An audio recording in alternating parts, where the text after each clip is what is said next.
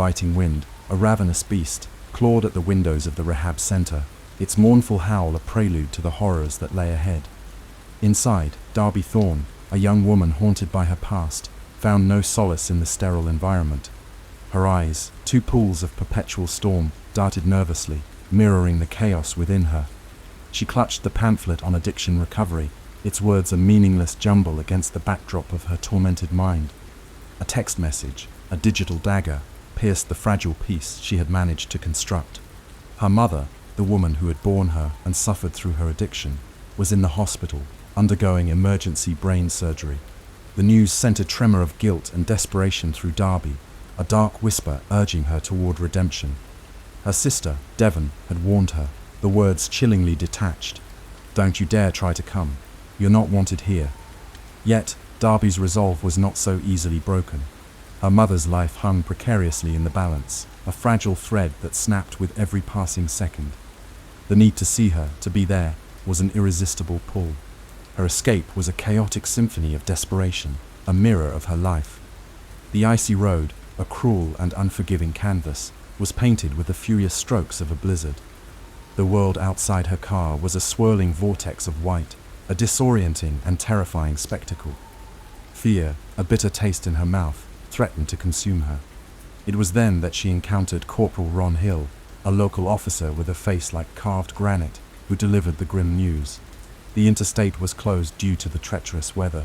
Her only alternative was a desolate visitor center, a place of shadows and silence where the very air seemed to vibrate with unease. Inside, 3 figures huddled around a meager fire, their faces illuminated by the flickering flames. There was Ash, a man with a slick and unsettling charm, his eyes holding a disturbing glint. Lars, a hulking presence, his eyes darting like a trapped animal, seemed a volatile and dangerous force. And then there was Ed and Sandy, a seemingly ordinary married couple, their faces etched with a weariness that spoke of long journeys and unspoken stories. Darby, suspicious by nature, eyed them all with unease. The room felt heavy, the silence punctuated by the unsettling creaks and groans of the storm outside, a symphony of dread. Desperate to reach her family, Darby braved the blizzard in search of a cell signal, her fear momentarily overshadowed by her need to connect with her mother. It was then she stumbled upon the truth, a chilling reality hidden in the shadows. A small van, half concealed, harbored a dark secret. A muffled whimper, a child's plea, led her to a young girl, bound and terrified. The girl's eyes, wide and dark with terror, pierced Darby's soul. It was the flicker of innocence trapped in a nightmare. The horror of the scene ignited a desperate need to save the girl, a fire of righteous anger burning in her heart. Returning to the relative safety of the visitor's center, Darby felt like prey in a predator's den, every shadow a potential hiding place for an enemy. The casual conversation, now a source of dread, felt like a game, each word carefully chosen, each expression a mask concealing something sinister. A twisted game of bullshit, a mockery of their charade, became her tool for piecing together the puzzle. The van's license plate, a seemingly insignificant detail, became a key to the dark secrets hidden within those walls. Her gaze settled on Lars, his twitching hand, his uneasy posture, a beacon of suspicion. He was the one, her mind screamed, and a cold dread washed over her. The bathroom, undergoing repairs, became her secret passage, a temporary crack in the facade of the building. A hole in the wall, a path into the shadows, was now her escape route. Sneaking into the van, her heart pounding in her ears, she found the young girl, Jay. Her voice, though trembling with fear, was filled with courage as she whispered promises of salvation to the terrified girl. Lars returned, his hulking form filling the meager light, a terrifying silhouette. He spoke her name, Jay, a twisted form of affection that sent chills down Darby's spine. Darby also noticed Jay's medical alert bracelet, a detail that was both crucial and terrifying Addison's disease, a rare condition that could turn fear into a deadly poison. The weight of the situation crashed down on her. She needed to be fast. As Lars left to retrieve food for Jay, Darby slipped back into the visitor's center through her hidden passage, the adrenaline still coursing through her veins. She found Ash in the bathroom, his eyes like chips of ice. He looked different in this light, the glint of sadism impossible to hide. He heard her frantic confession about the kidnapping, and to her surprise, he agreed to help her. Ash modified a nail gun into a weapon, his movements precise and unsettling, a mechanical ballet of violence. Darby's hope flickered to life once again, a fragile candle in the encroaching darkness. But just as hope flickered, it was brutally extinguished, the light snuffed out by a horrific revelation. Jay's terrified whisper shattered the illusion of Ash's help. "He's with Lars, they're both in on it." The betrayal was a sharp stab to her heart, a cruel twist of fate. Ash, his mask of kindness discarded, became a monster before her eyes, a chilling embodiment of evil.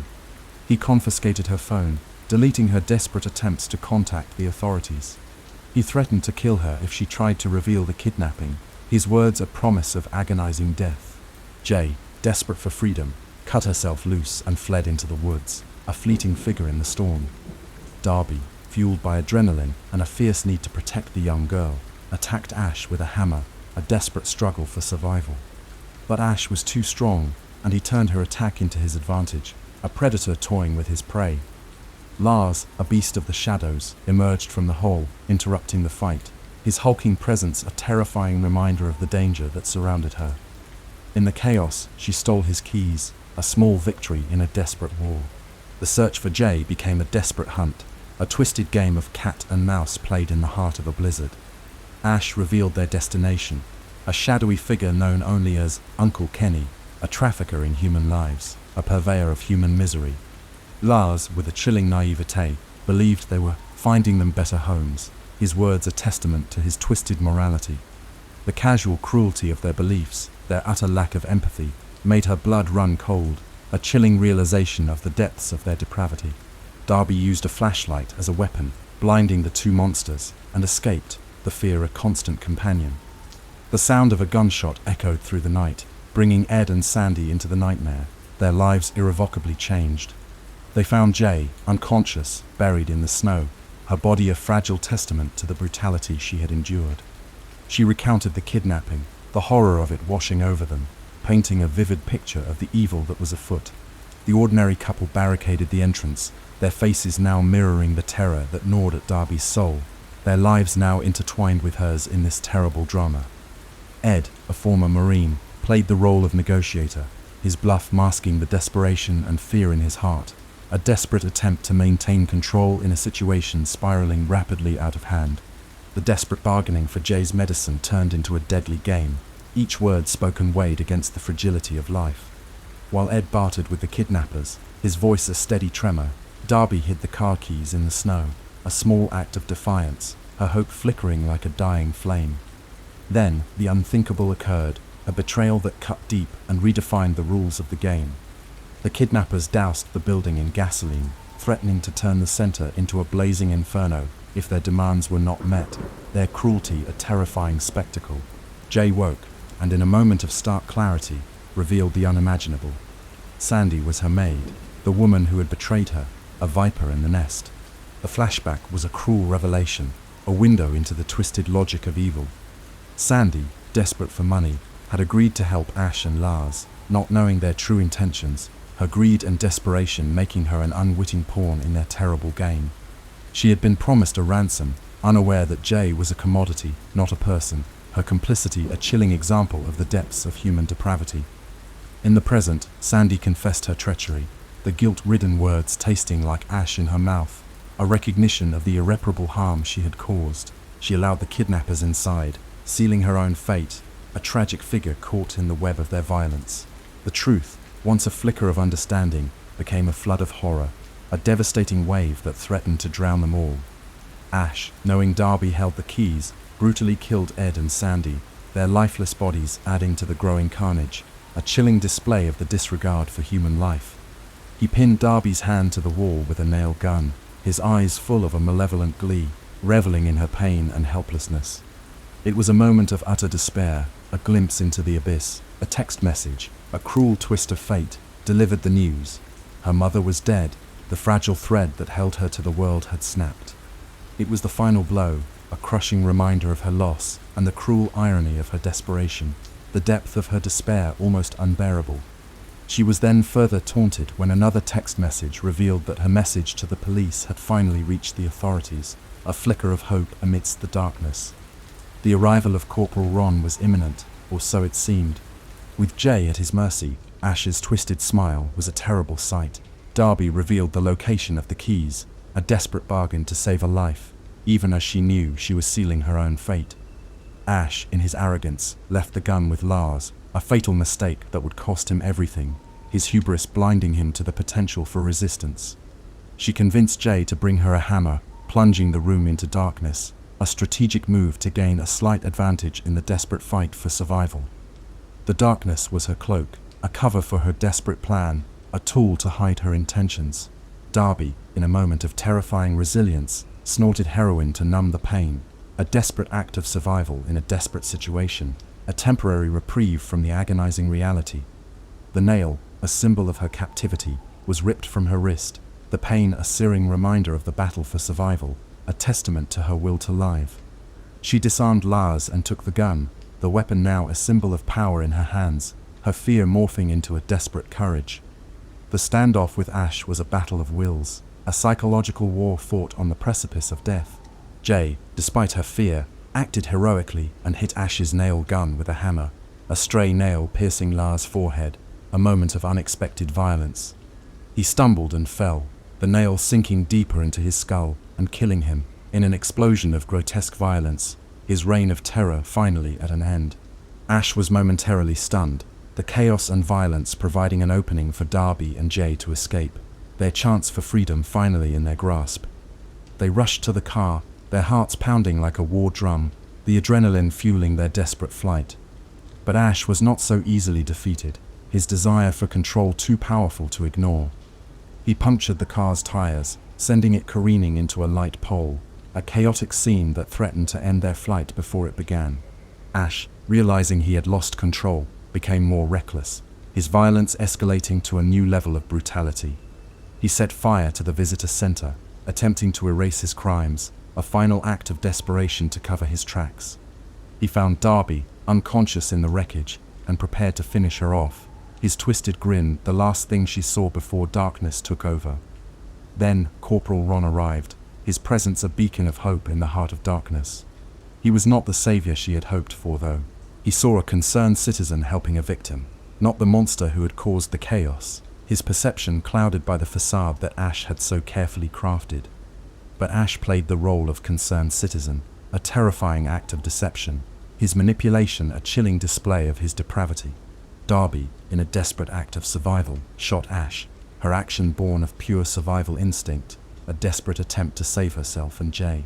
Ron, misinterpreting the situation, shot her, his weapon trained on the victim, not the predator, a tragic error born of misunderstanding. The hunter and the hunted were now one and the same, the lines blurred by the darkness and deceit that had engulfed them. Ash, seizing the opportunity, grabbed her gun and shot Ron, his violence now focused on the new threat, the innocent lawman. The scene turned into a macabre nightmare as Ash finished Ron off with the nail gun, his cruelty and brutality knowing no bounds. He returned to Darby, the gun pressed against her head, his eyes like those of a beast, his bloodlust insatiable. In a final act of desperation, she used a screwdriver, plunging it into his neck, a desperate, last-ditch attempt at self-preservation. Ash finally fell, a twisted mess on the frozen ground, his reign of terror at its end, the world finally free from his monstrous presence. Darby, using Ron's radio, called for help, her voice weak but defiant, her spirit unbroken despite the horrors she had endured. Time passed, each moment a slow, agonizing crawl through the wreckage of her soul, the trauma of the night forever etched in her mind. The rehab center became both a prison and a sanctuary, a place of healing and a reminder of the darkness she had survived, the walls echoing with the screams of her nightmare. As she sat in the group meeting, a ghost of her former self, she declared her sobriety. 48 days, each one hard-fought and won, a testament to her resilience and her determination to rebuild her life. A visitor was waiting for her, a ghost of the past come to haunt her. It was her sister, Devon, their eyes meeting across the room, a silent conversation of grief and hope. In that shared look was a story of loss, betrayal, and the fragile hope of reconciliation, a promise of a future yet to be written, a future where they could both heal and learn to move forward together, scarred but not broken. This is a narrative adaptation of the plot of the movie No Exit, with some expansions on the original storyline and a more detailed view of the internal psychological state of the main character, Darby. The sources also provide some information about the film's production, release, and critical reception. The movie is based on a 2017 novel of the same name by Taylor Adams. It was directed by Damien Power. The screenplay was written by Andrew Barra and Gabriel Ferrari. It stars Havana Rose Liu as Darby Thorne. The movie was produced by 20th Century Studios and Flitcraft. It was released on Hulu in the United States on February 25, 2022, and on Disney Plus internationally. No Exit received mixed reviews from critics, who described it as a reasonably entertaining thriller. The movie was nominated for Best Film Sound Editing at the 2022 Australian Screen Sound Guild Awards.